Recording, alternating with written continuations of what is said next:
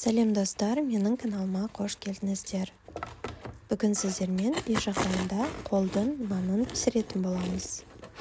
Ал жасауды бастайық. Ең алдымен бізге жылы су қажет. Жылы суымызды ыдысымызға құямыз. Оның үстіне 1 чай қасық тұз, 1 чай қасық қант қосып жақсылап араластырамыз. Және оның үстіне 1 чай қасық дрожж қосамыз. Барлығын біркелкі етіп араластырып шығамыз. Жақсылап араластырып болғаннан кейін енді ұнды қосамыз. Ұнды міндетті түрде илегіштен өткізіп қосамыз. Ұнымызды илеп болғаннан кейін қолымыздың көмегімен қамырымызды илейтін боламыз. Бізде осындай қамыр шығады. Енді оның бетін жауып, жылы жерге 1 сағат көлемінде қойып қоямыз. Қамыр көтерілуі қажет. 1 сағат өткеннен кейін біздің қамырымыз осылай көтерілді. Жақсылап араластырып, оны 2 бөлікке бөлеміз.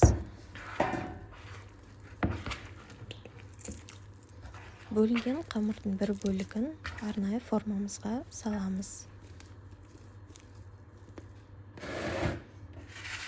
Дөңгелек формаға келтіріп салғаннан кейін оның үстіне сүт құямыз.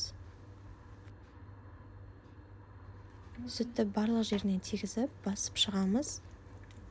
Нанымыздың формасын видеода көрсетілгендей етіп жасап шығамыз.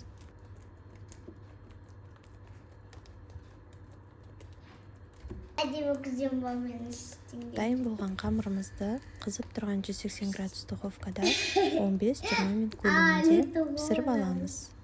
Осы рецепт бойынша үй жағдайында нан пісіріп көріңіздер. Барлықтарыңызға ұнайды деген ойдамын. Нан өте жұмсақ және де өте дәмді болып шығады.